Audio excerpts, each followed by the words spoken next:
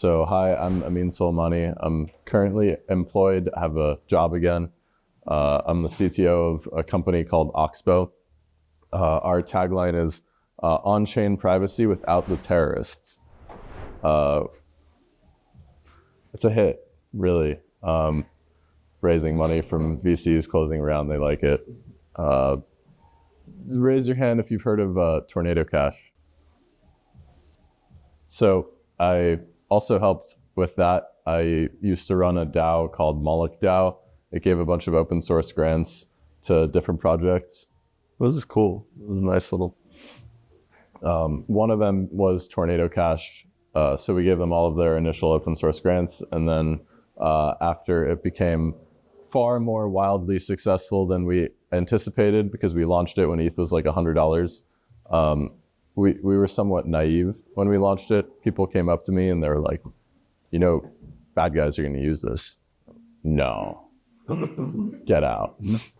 Like, I'm going to use this for personal privacy, like me and my friends, right? And then ETH hit like $4,000. North Korea hacked a video game for $500 million and started running hundreds of millions of dollars through Tornado Cash. Alexei was in prison here. He's out on bail. So that was a big problem. MolochDAO tried to come to his defense, emptied the treasury, supported their legal fundraiser. He lost his case in the Netherlands. He's out on bail pending appeal. So supporting his appeal legal fundraiser now. Roman, same story in the US. He's also out on bail pending his trial with Trump. There's some hope that we might be able to politics our way into some better outcome.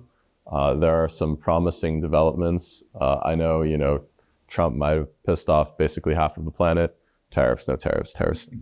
But he did free Ross, and he did under him, the Department of Justice did put out a memo that said that developers should not be held liable for the crimes of the users of their systems, which I think is pretty important. And so they also said, and any ongoing cases that are not aligned with this should be dropped. So I'm happy about that. Trying to get best outcomes for those developers. Sometimes we forget the human cost. We're like, we're going to do a revolution, and then we're like, oh, fuck. Now my friends are in prison. So I'm a compliance guy now. After the Tornado Cash stuff happened, we tried to figure out a way to not have North Korea bring their money into the system. And the paradox of privacy for the good guys is that you need surveillance to figure out who the good guys are. I know Chainalysis is probably not a very popular company in this room. We have a love-hate relationship with them, but they're a necessary part of the ecosystem in terms of figuring out, like, when a crime happens, the people who are responsible for sorting it out use that to figure out where the money goes and how to not have it impact other systems. So we integrate with them, and we basically have a privacy tool that allows us to track when, it's semi-permissioned in the sense that anybody can deposit and pay us a vetting fee, but you're not guaranteed to get onto the whitelist, and only people who we approve to be on the whitelist are allowed to withdraw privately. Everybody else is allowed to withdraw publicly back to their original address. It's kind of like Berghain, you wait in line, but you might not get in, and we might bounce you. So that's my full-time job now. It's live. We're about to remove the deposit limits so that you can deposit any amount of money. It's called privacypools.com. Come find me. Sorry, hit the mic.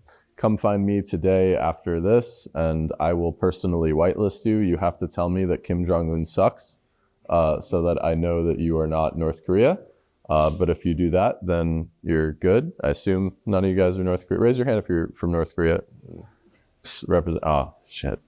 This guy. So we'll, vet all the transactions going through that and keep people's money separate. So that's what we are up to. We're trying to promote the narrative that privacy is for the good guys, should be for the good guys. We've always been trying to build it for the good guys. That was, always our intention, and hopefully that somehow helps Roman and Alexei too.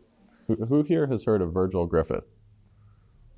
I got like a handful of you. So he has actually worked at the Ethereum Foundation, and he went to North Korea for a Blockchain for Peace conference. It was a total scam. It was like him in a conference room with 30 North Korean officials. And they were like, tell us about your blockchain.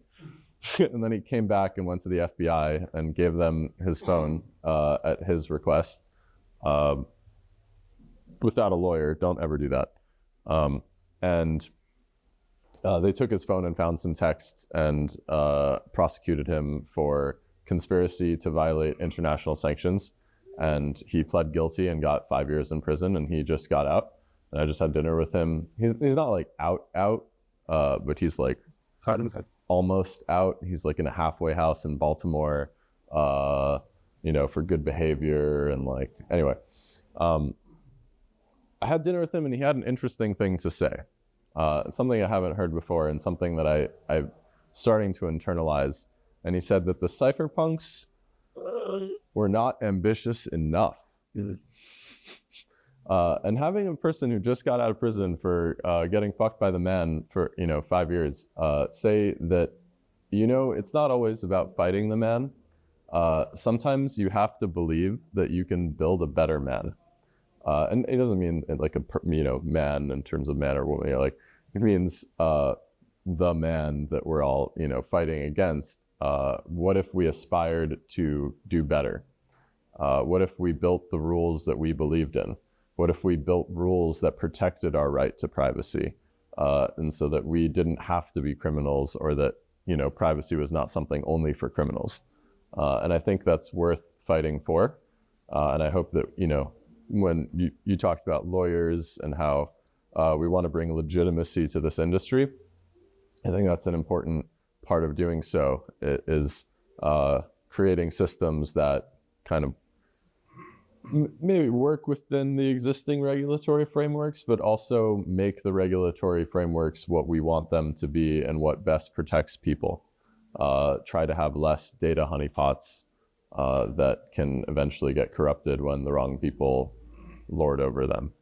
So I think his very personal experience with the law also, reflects some of our maturing as an industry. This isn't 2017 anymore. We've done a lot of things for ideological reasons and had to learn from the examples, of reality, and trying. Like I didn't expect to be a compliance guy in my career. That's a new thing for me. Yeah, I go to conferences now that are like regulatory, and it's like me and a bunch of lawyers and Department of Justice and CFTC, FinCEN, and SEC. I'm like, so my friends who made Tornado Cash, who is this? So yeah, it's an odd setup. But I think generally speaking, privacy is very important. Not just financial privacy. Obviously, that's a lot of, in blockchain land where most things are money oriented. That's where it ends up being first. But Tornado Cash was basically the second zero knowledge proof implementation in human history. The first one on Ethereum. And it was meant to be like the MVP. This is like, well, let's just see if this works. Like this is rad. Holy, wow, you can have shared secret state amongst people. Like that's wild. It is magic. It's like, I really don't know how it all works. Like the math behind it. Every room that I was in of people building zero knowledge proof systems, everybody's smarter than I am. I'm like, always learning, but the power that you can get from this. So people try to talk about, for example, putting democracy on chain and having like on-chain voting. And this is like Andrew Yang in, I think 2020, maybe earlier, but whenever that election was. And we were all like freaking out. Like that's like the worst idea I've ever heard. Like everybody can have their votes publicly visible for everybody else to like spy on them and see how it's going. But there are, like, you can do it better. And so I'm going to give a shout out to Raremo, Distributed Lab. They're building cool stuff. I met Olex in Kiev. I went to ETH Kiev with Vitalik like last year, I think around this time, I don't know, maybe a little later. And they built this awesome thing that allowed them to troll the Russian election. Because they basically have a zero knowledge proof of a specific passport so that you can verify that your passport is authentic, that you are of age, that you, and like the way you know it's authentic is because the signing keys that the passport issuing authorities use to authorize the passport are public. And so you can verify the signature, and then you can verify the signature in a zero knowledge proof and verify certain data about the passport as well, like that they're over 18 or it's not expired and things like that. It's crazy stuff. And so you can actually build the tools for digital democracy. And I was excited when I discovered this because the Islamic Republic of Iran was having their elections in like 10 days. And so me and my other Iranian activist friend were like, let's just do a hackathon project. Let's hang out for a week. We forked their system, put it all in Farsi, launched our own app, and then we're like, you can now vote in a parallel election for the Islamic Republic, except we said that you can only vote no. Vote of no confidence. In this, a couple hundred people. When we tried to pitch this to Iranians, we were like, hello. They were like, what do you mean you generate a zero knowledge proof, right? What are you doing with my data? I'm like, your data never leaves your device. Just the proof leaves your device. And they're like, what are you doing with the data? So they didn't really believe us. But it worked as a, intermediary goal to connect us with some other developers who then we explained how zero knowledge proofs worked and the potential, and people got excited about it. I asked Oleg, I'm like, hey man, like I want to do surveys, but like I want to pay people, but there's like sanctions laws. Can I prove that somebody is not on the sanctions list so I can like pay people to do surveys? And he hit me back with like a whole paper, and he's like, here's a 20-page paper. Can I put your name on it? I was like, fantastic. This is great. And so made a system that also allows you to do that. So there's a lot of potential in these systems to advance our cultural institutions like democracy. And that stuff is pretty exciting for me. So great to see everybody here, loving the emphasis on privacy. I think PG said it right, where privacy gives you freedom, gives you sovereignty, lets you have more power to decide what you share with the world. And it's great to be part of this movement. So thank you for listening to my TED Talk. Thank you.